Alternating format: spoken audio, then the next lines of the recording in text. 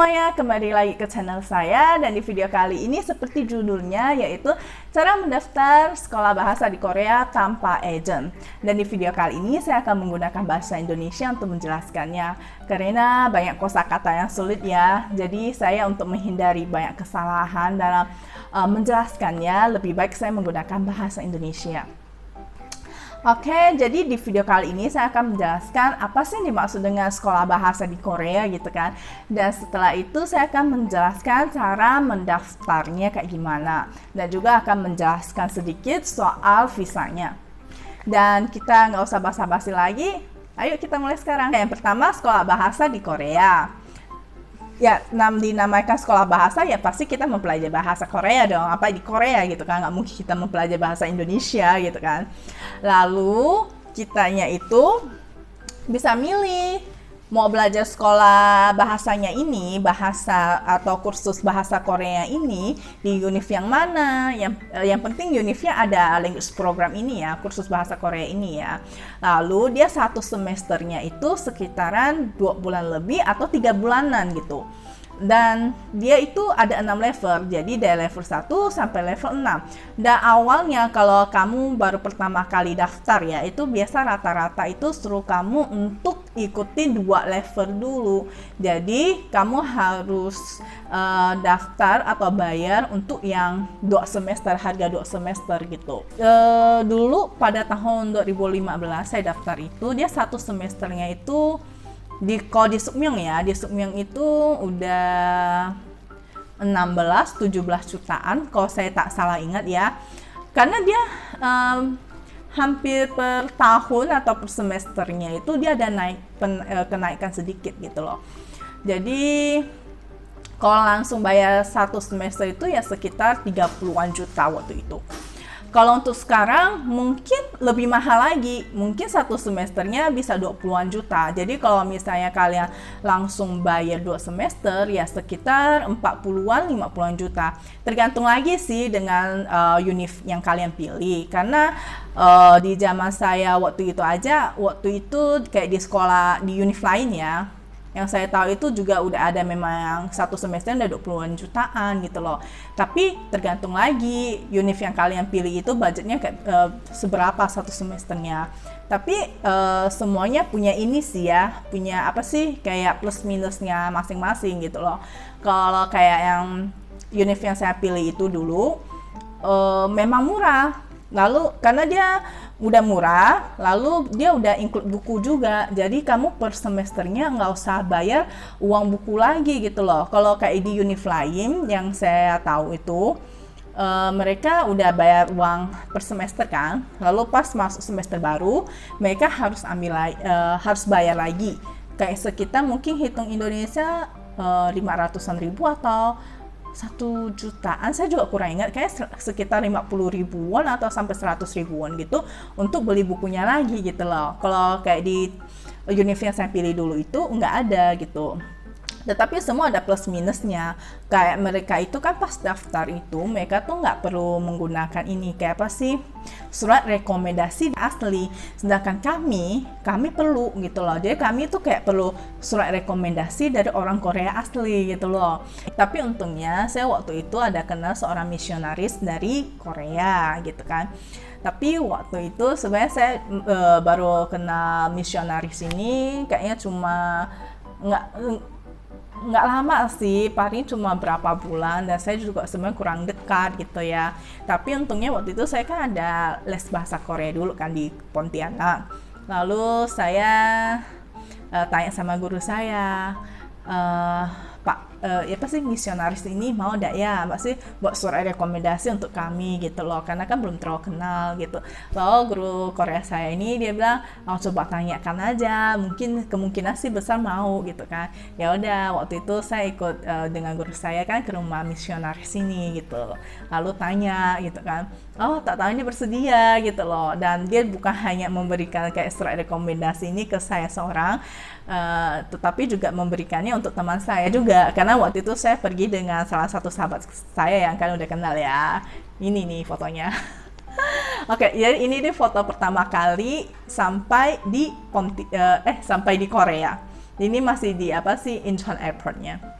mungkin penjelasan tentang sekolah bahasa di Koreanya sampai di sini.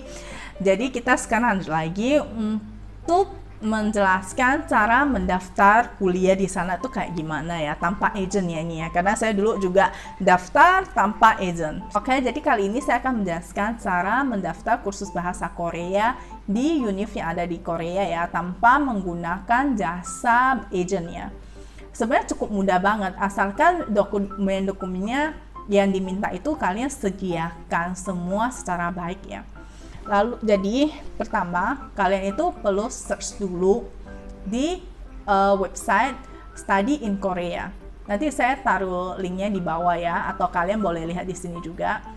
Setelah kalian masuk ke website ini, kalian pilih yang belajar bahasa Korea. Habis itu pilih yang ini. Dan setelah yang ini kan, kalian bisa pilih lagi. Kalian tuh mau di daerah mana, atau kalian mau lihat satu-satu juga boleh gitu kan. Jadi kalian bisa milih, misalnya kayak saya nih pilih Seoul gitu kan. Jadi saya cuma yang di bagian daerahnya ini nih, saya cuma ganti aja ke daerah Seoul gitu. Habis itu cari gitu kan, pilih cari, habis itu akan keluar. Jadi univ-univ yang ada di Seoul itu yang mana. Setelah kalian udah mutusin mau di univ yang mana, atau misalnya kalian cuma lewat nama, kalian juga masih belum tahu budgetnya berapa atau gimana gitu kan, kalian bisa buka langsung, itu kan di sampingnya ada websitenya langsung ya, kalian bisa langsung ke websitenya itu loh.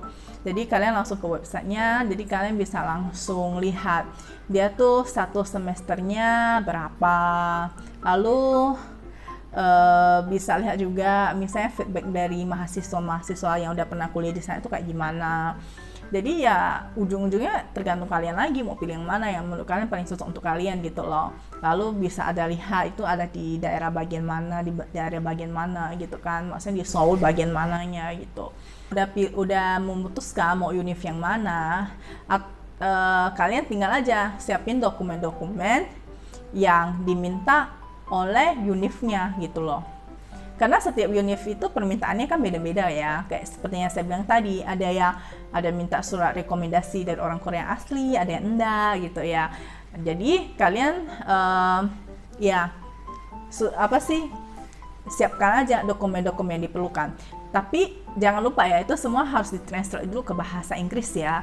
Kalau kalian ijazahnya atau yang lainnya memang kalau udah dalam bahasa Inggris sih nggak masalah. Kalau belum dalam bahasa Inggris berarti kalian harus translate dulu ke bahasa Inggris ya, di penerjemah tersumpah ya. Oh ya, kalau misalnya kalian masih ada yang kurang ngerti nih dengan apa yang udah tertera di websitenya itu, dia kan biasa ada emailnya ya sama nomor teleponnya. Kalian boleh misalnya email ataupun telepon ke adminnya di univnya itu loh untuk tanya-tanya. Nggak masalah kok kalian mau tanya berapa kali ya, karena kan apa sih namanya, kan kadang ada yang biasa udah tertera pun masih ada yang kayak kurang jelas ataupun gimana ya, ataupun kita nggak ngerti gitu ya. Jadi nggak usah malu untuk bertanya ya. Jadi sebisa mungkin, seaktif mungkin tanya aja, dibanding nanti kalau misalnya kita pas kirim dokumennya salah, harus buat ulang lagi atau apa, itu kan lebih ribet. Jadi mending tanyakan dulu aja gitu loh.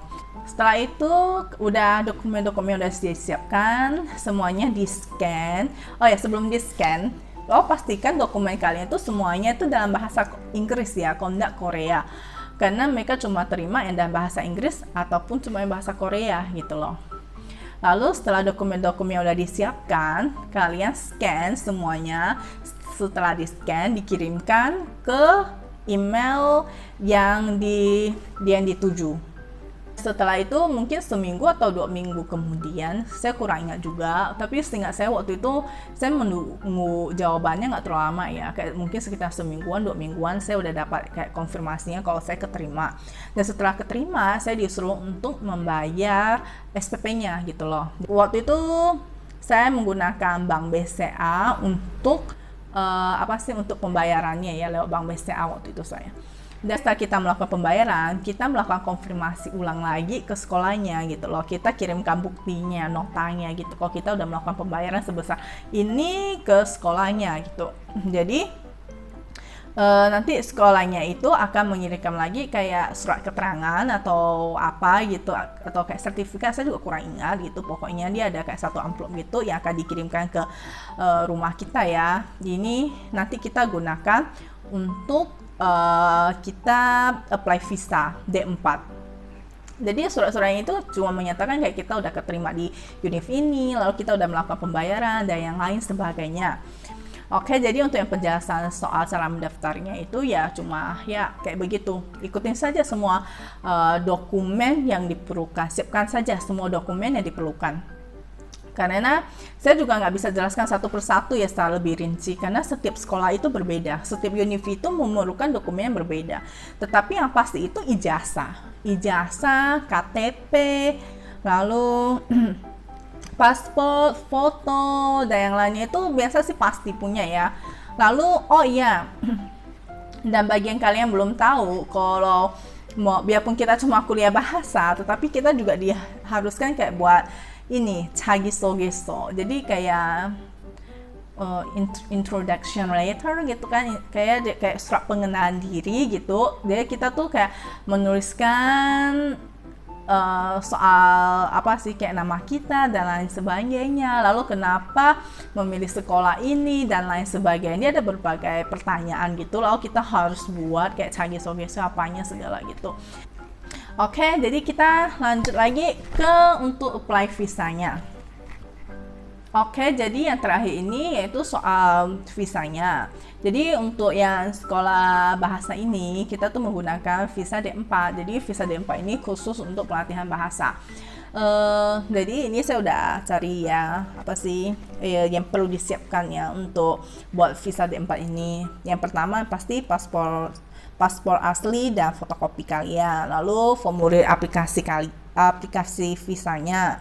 Dan ketiga itu Certificate of Administration, itu surat keterangan telah diterima di universitas yang dituju, yaitu yang seperti saya bilang tadi, yaitu yang surat atau sertifikat yang dikirimkan dari univnya ke rumah kita itu loh. Dan yang keempat itu ijazah terakhir, jadi siapkan ijazah asli dan fotokopinya.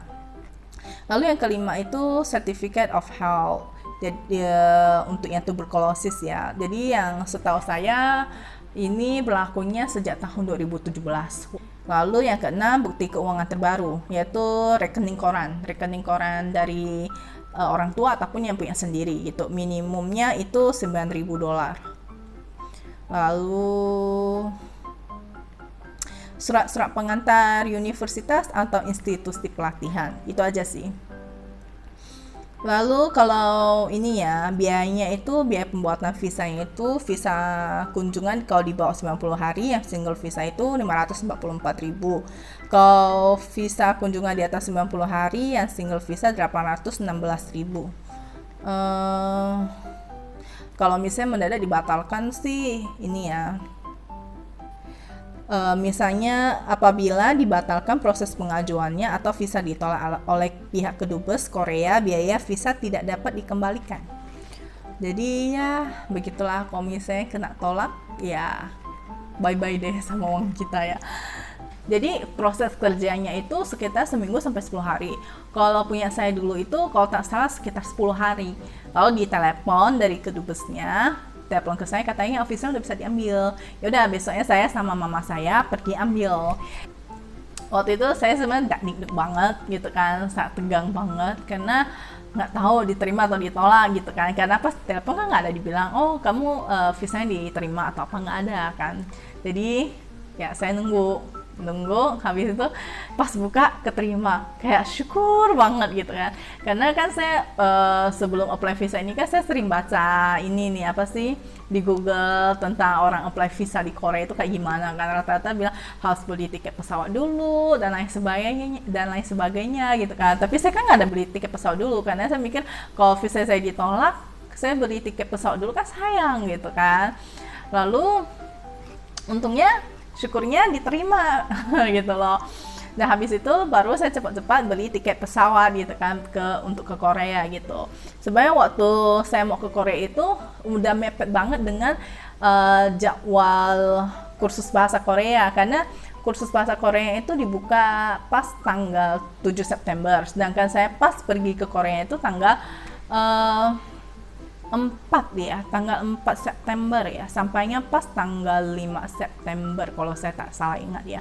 Video hari ini sampai di sini. Kalau kalian ada pertanyaan lainnya, kalian bisa tinggalkan komen di kolom komentar di bawah ini. Jadi mungkin nanti saya bisa buatkan video untuk penjelasan yang lebih terperinci. Dan kalau kalian suka dengan video ini, jangan lupa untuk like, comment, subscribe, and share ke teman kalian yang kepingin kuliah ke Korea.